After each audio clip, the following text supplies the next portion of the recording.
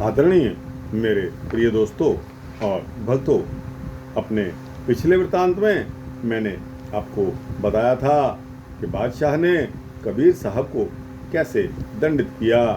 दोस्तों, उस एक दंड से तो कबीर साहब निकल गए, लेकिन क्योंकि बादशाह और शिकायतकर्ता, जो खासकर बनारस के पंडित थे, वो कबीर साहब के पीछे अभी भी लगे हुए थे। वो चाहते थे कि कबीर साहब की किसी न किसी तरह मृत्यु करवा दी जाए। तो दोस्तों, इसी संबंध में अब बादशाह कबीर साहब को जब बच गए, उनको तलब करके कबीर साहब को बुलाकर अब वह दूसरा पनिशमेंट अर्थात कबीर साहब को दूसरा दंड देने के लिए तैयार है। और दोस्तों, यह वृत्तांत आपके समक्ष रख रहा हूँ कि कबीर साहब को बादशाह ने तलब करके बुलवा करके अब उनको कहा कि तुझे पानी ने तो नहीं मारा, लेकिन अब मैं तुझे आग में फिकवाऊंगा। तो दोस्तों, कबीर साहब को आग में फेंकने का यह वृत्तांत बहुत ही सुंदर, करुणामयी और दोस्तों, हमारा इतिहास बताता है कि किस तरह हिंदुओं के ऊपर, क्योंकि कबीर साहब हिंदू धर्म को मानने वाले थे, बाद में उनका रुझान पूरी तरह से हिंदू धर्म की तरफ हो गया था। और दोस्तों, कबीर साहब एक ऐसी शख्सियत है जिनको कि बाद में मुसलमान कहने लगे कि ये राम राम कहता है, ये काफिर है। तो दोस्तों, किस तरह बादशाह ने कबीर साहब को आग में फेंकने का हुक्म दिया, आइए इस वृत्तांत को आपके समक्ष रखता हूँ। दोस्तों, पसंद आया तो इसको लाइक और शेयर करना, कमेंट्स बॉक्स में जाकर अपने राय अवश्य देना और इस चैनल को सब्सक्राइब कर देंगे तो आपको इसी तरह के वृत्तांत मिलते रहेंगे। तो दोस्तों, वृत्तांत को शुरू करते हैं। दुनिया के बादशाह सिर्फ उन लोगों को डरा धमका सकते हैं जिनका मोह माया के साथ प्रेम और रिश्ता होता है, क्योंकि वह मृत्यु से भय खाते हैं। उनका चित्त नहीं करता अपने जीवन काल में माया को त्यागने का। अपने पुत्र, अपनी पुत्री, अपना घर, स्त्री और उनकी बजाय शरीर से प्यार करने लगते हैं। ऐसा प्रेम उन्हें भयभीत करता है, लेकिन जो भक्तजन माया मोह से दूर हैं, ऊपर उठ चुके हैं, उनका बादशाह कुछ भी नहीं बिगाड़ सकता। ऐसे राम भक्त कबीर साहब, जिनका मैं आपको वृत्तांत सुना रहा हूँ, वो अपनी अगली साखी उनकी इस तरह श्रवण करिए। बादशाह के सिपाहियों ने आकर कबीर साहब को फिर से पकड़ लिया, घेर लिया। जब सिपाहियों ने उन्हें कबीर साहब को पकड़ा तो देखकर माई लोई, कमाल तथा कमाली के अलावा शेष सारे जुलाहे जो कबीर साहब के भक्त थे, वे सब डर गए। उन्होंने शाही सैनिकों को बहुत समझाने का प्रयास किया, लेकिन समझता कौन। अंत में वे बादशाह के पास चल पड़े। सारे के सारे एकत्रित होकर बादशाह के आगे जाकर फरियाद करने लगे। उन्होंने बादशाह से अर्ज की कि हे बादशाह सलामत, कबीर साहब प्रभु के अनन्य भक्त हैं। यह किसी का कुछ नहीं बिगाड़ते हैं। लोग इनसे यूं ही ईर्ष्या करते हैं। कृपया करके इनको बख्श दें, इनको छोड़ दें। हो सकता है कि ईश्वर के प्यारे को कष्ट देने से कोई फिर विपदा आन पड़े। ऐसा सुनकर बादशाह टस से मस नहीं हुआ और अहंकार के नशे में बोला कि कबीर को उतनी देर तक नहीं छोड़ा जाएगा जितनी देर तक वो राम नाम का लेना छोड़कर और इस्लाम कबूल नहीं कर लेता। इस तरह वह एक मत में आ जाएगा। बहुतेरे मतों में रहना उचित नहीं है। यह हिंदू एवं मुसलमान दोनों को तंग करता है। कबीर साहब के सारे श्रद्धालु ऐसा सुनकर निराश हो गए। उन्होंने अब उम्मीद छोड़ दी थी कि बादशाह उनकी विनती को सुनेगा। उनके हृदय राम जी के आगे प्रार्थना करने लगे कि हे प्रभु राम, अपने भक्त की रक्षा कीजिए। इस तरह सारे के सारे काशी शहर में हाहाकार का माहौल बन गया। चारों तरफ शोर फैल गया, लेकिन ईर्ष्या करने वाले पंडित बहुत प्रसन्न थे। वो तो लोगों को कबीर साहब के विरुद्ध भड़काते ही थे। दूसरी तरफ कबीर साहब बादशाह के पास पेश हुए। कबीर को निडर देखते हुए उनके चेहरे पर राम नाम की लाली दिखाई स्पष्ट पड़ती थी। जब बादशाह के पास जाकर खड़े हुए तो उन्होंने फिर भी सलाम नहीं किया। ऐसा देखकर बादशाह क्रोधित हो गया और कबीर साहब को कहने लगा कि यह तुम्हारे लिए ठीक नहीं है कबीर, अभी भी मेरा कहना मान जाओ, राम का नाम छोड़ दो, सच्चे मुसलमान बन जाओ, नहीं तो मैं बहुत बुरा करूँगा। तुम्हारे सारे परिवार को बेलन में से बेल फेंकूंगा, तुम्हारे टुकड़े किए जाएंगे। आगे तो तुम जादू के दांव पेच के कारण बच गए, अब आग में जलाए जाओगे। जरा सोच लो, तुम्हारा जन्म मुसलमान के घर में हुआ है और तुम हिंदू बने फिरते हो। इस पर शर्म करो। हमने अब तुम पर कोई दया नहीं करनी। शाही हुक्मों को तो तुम जानते ही हो कि कितने सख्त होते हैं। लेकिन कबीर साहब जी ने इसका उत्तर अपनी वाणी में दिया, जो कि गुरु ग्रंथ साहब की पन्ना नंबर 1367 1367 पर मौजूद है। कबीर जेह दरियावत जाते हो, हट के नाही कोई, सो दर कैसे छोड़िए, जो दर ऐसा होई।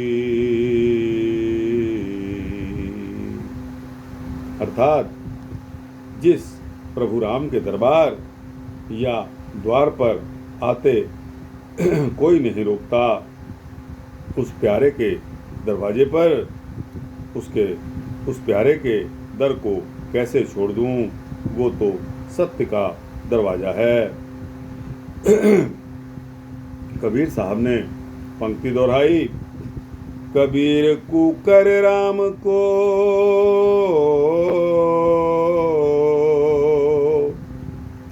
मोतिया मेरो नाओ,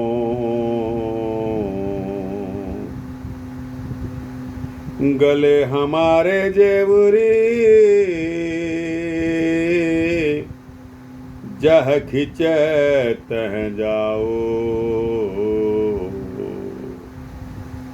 कितनी बड़ी बात है। कबीर साहब में इस लाइन को सुनकर ऐसा लगता था कि घमंड नाम की चीज शून्य थी। कबीर कुकर राम को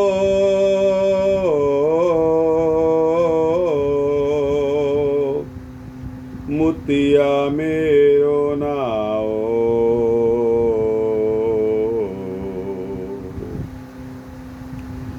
गले हमारे जेवरी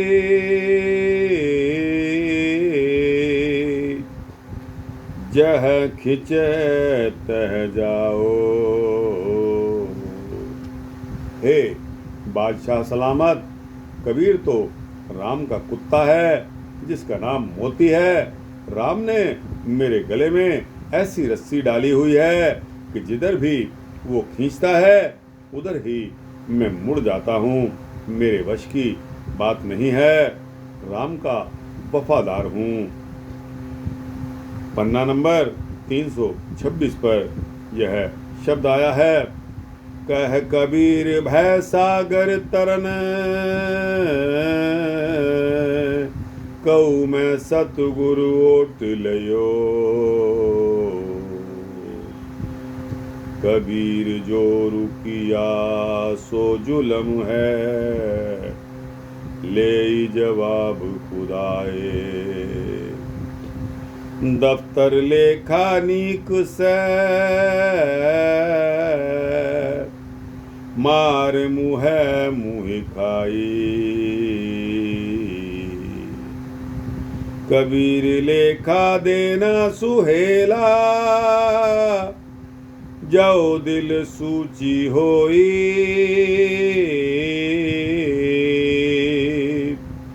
उस साचे दीवान में पला न पकड़े कोई। उस साचे दीवान में पल्ला ना पकड़े कोई। यह श्लोक कबीर साहब ने उच्चारण किया, जिसका भावार्थ है कि बादशाह जो धक्का करता है वह जुल्म बहुत बड़ा पाप करता है। अल्लाह ईश्वर के मुख्यालय में उसके कर्मों का जब लेखा होगा तो पाप का तराजू बाहर ही निकलेगा। जब पाप अधिक हुए तो उसके मुख पर थप्पड़ लगेंगे, पापों का फल उसे भुगतना पड़ेगा, वार नहीं टल सकेगा।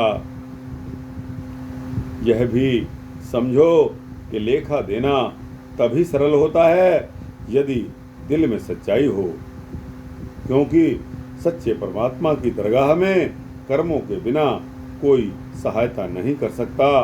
वहाँ कोई जमानती, कोई श्योरिटी, कोई गारंटी वाला भी नहीं जा सकता। वहाँ तो नेक कर्म इंसान के साथ जाते हैं। इस प्रकार उत्तर देते हुए कबीर साहब ने जोर जोर से ऊंची आवाज में कहने लगे कि राम ही राम है बंधु, राम ही राम है, राम ही राम है बंधु, सारे राम ही राम हैं। कबीर लागी प्रीत सुजान, स्यों बरजे लोग अजान, तास्यों टूटी क्यों बने, जाके जी परान।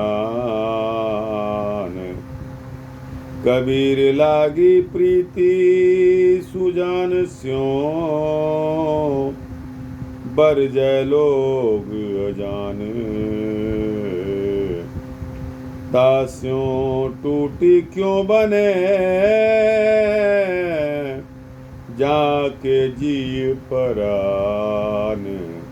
वाह, प्यारे के साथ प्यार जुड़ा, लेकिन मूर्ख व्यक्ति रोकते हैं यदि प्यारे के साथ प्यार टूट गया तो मौत हो जाएगी।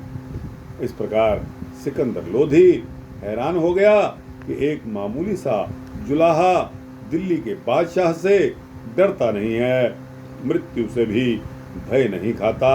अच्छा, मैं भी सिकंदर हूँ, अवश्य ही इसे सीधे मार्ग पर लगाऊंगा।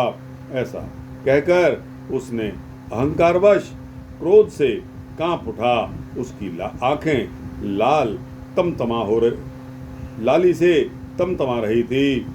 उसने अपने अहलकारों को हुक्म दे दिया कि लकड़ियां एकत्र कर दी जाएं। उन लकड़ियों में कबीर को बैठाकर अग्नि को जला दिया जाए। पानी से तो कबीर बच गया, आग से अब कैसे बचेगा?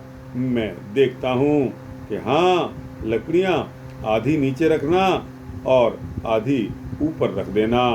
पहरा सख्त कर दिया जाए। यदि इस बार भी कबीर बच गया तो याद रखना, आपकी जान नहीं बचेगी। आप जानबूझकर कबीर को नहीं मारते।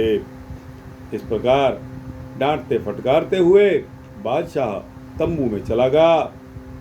उसका दिल कांपने लगा, परंतु बादशाह अहंकार उसको विपरीत चला रहा था।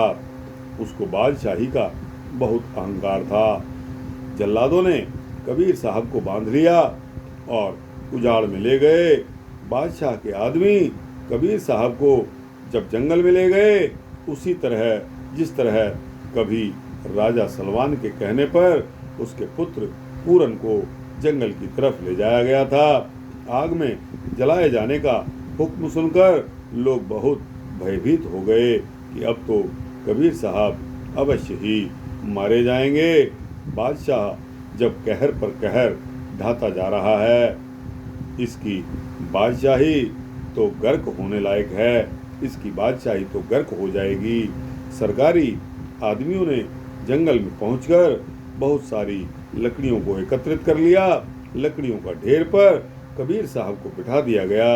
उसी तरह जैसे राम जी के हुक्म से सत्य धर्म की परीक्षा देने के लिए माता सीता जी को अग्नि परीक्षा के समय प्रसन्न चिता में बैठा दिया गया था। नीचे ऊपर लकड़ियां रख दी गई, जैसे कबीर साहब परलोक गमन कर गए हों। हजारों लोग चारों तरफ खड़े हुए इस नज़ारे को देख रहे थे। सभी के दिल कांप रहे थे और आंखें रो रही थी, लेकिन बादशाह का हुक्म था इसलिए खामोश थे। बादशाही हुक्म के कारण कोई कुसक भी नहीं सकता था। नंगी तलवारों का पहरा लगा हुआ था। उन्होंने चारों तरफ से एक ही बार आग लगा दी। सूखा ईंधन तो पल में ही अग्नि का प्रचंड रूप ले उठा। देखने वाले कलयुग के लोगों ने आहें भरी और कहा कि आज तो कबीर साहब मृत्यु को भेंट हो जाएंगे। अब कबीर का बचना मुश्किल है, परंतु कबीर साहब का भरोसा था कि कबीर साहब के राम उसे नहीं मारना चाहते और वह नहीं मरेगा। मारना, जीवित रखना सभी कुछ उस राम के हाथ में है, उस प्रभु परम पिता परमात्मा के हाथ में है। वाह, अग्नि की लपटें निकल आई, सारी लकड़ियां आग की लपेट में आ गई। सभी रखवाले 2-2 गज दूर अग्नि के ताप से हो गए, क्योंकि ताप दूर दूर तक जा रहा था। दूर से देखते रहे कि किसी करामात से कबीर आग में से निकल जाता या नहीं। 3 घंटे तक आग जलती रही। 3 घंटों के बाद सरकारी कर्मचारियों को कुछ ऐसा प्रतीत होने लगा कि जैसे अब राख का ढेर ही रह गया होगा। उन्होंने जब उनका दृढ़ विश्वास हो गया कि इस बार कबीर जीवित नहीं बच सकता था, उसकी हड्डियां भी इतनी जोर की अग्नि में राख बन चुकी होंगी, अब पानी फेंककर चिता को बुझाकर और गंगा में फेंक देना चाहिए। उन्होंने पानी की मुश्कें मंगवाई, चिता को ठंडा कर दिया। ठंडा करके जब राख को कुरेदा तो नीचे से कबीर साहब जीवित निकले। उनके ना ही आसपास के कपड़े जले और ना ही खड़ाऊं जली। वह उठकर राम राम कहने लगे। उन्होंने सभी से पूछा कि हे रामजनों, आपको कोई कष्ट तो नहीं हुआ? मेरा तो राम रखवाला है। जैसे अग्नि के ताप से सोना कुंदन हो जाता है, चमक मारता है, वैसे ही चिता में से निकलकर कबीर साहब भी चमक मारते हुए नूर की तरह चमक रहे थे। उनके चेहरे का नूर सहन नहीं किया जा सकता था। वह सचमुच भगवान रूप हो गए थे। दोनों दंडों में उनके प्रभु राम ने उनको अपना हाथ देकर बचा लिया। कबीर जला नहीं, उसे आग ने भी नहीं जलाया। वह सचमुच राम का भक्त है। इस तरह काशी के हर निवासी के मुख पर यही शब्द थे और यही शब्दों का वो उच्चारण कर रहे थे। हर तरफ कबीर साहब की शोभा हो रही थी। कबीर साहब का परिवार जो शोकाकुल अवस्था में बैठा था, वो भी खुश हो गया। माता लोई खुशी में फूली नहीं समा रही थी। राम ने उसके पति को आज बचा लिया था। कबीर का यश काशी की गलियों में चारों तरफ गूंजने लगा। जो कोई भी सुनता था वही कबीर के दर्शनों के लिए आ जाता था। काशी के कोतवाल एवं सरकारी अहलकारों को सख्त हुक्म दे दिया गया था कि जैसे भी हो कबीर को मार डालना है। यदि वह जीवित रह गया तो वो आपको ही मार दिया जाएगा। हुक्म भी पूरा करना कठिन हो गया था। आग में से जब कबीर साहब निकले तो अहलकारों ने उनको फिर पकड़ लिया।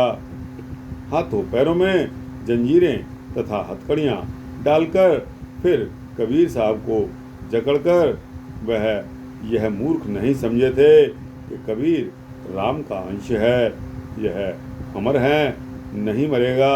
उन्होंने फैसला कर लिया कि बादशाह को बिना बताए ही इसको हाथियों के आगे फेंककर कबीर को मरवा दिया जाए। इसलिए योजना को पूरा करने के लिए वे सभी अहलकार उतावले हो गए।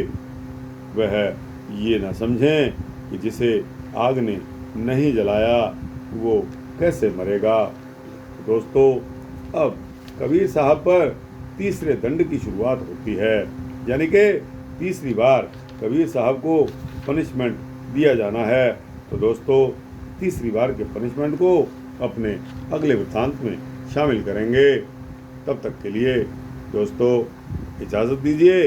अगर यह वृत्तांत अच्छा लगा हो तो इसको लाइक और शेयर करते हुए अपने दोस्तों, भक्तों, मित्रों, जिज्ञासुओं तक पहुंचाना। कमेंट सेक्शन में जाकर अपनी राय अवश्य देना। और दोस्तों, इस चैनल को सब्सक्राइब कर देंगे तो आपको इसी तरह के भक्ति वृत्तांत मिलते रहेंगे। जय सतगुरु कबीर साहब, जय सतगुरु कबीर साहब।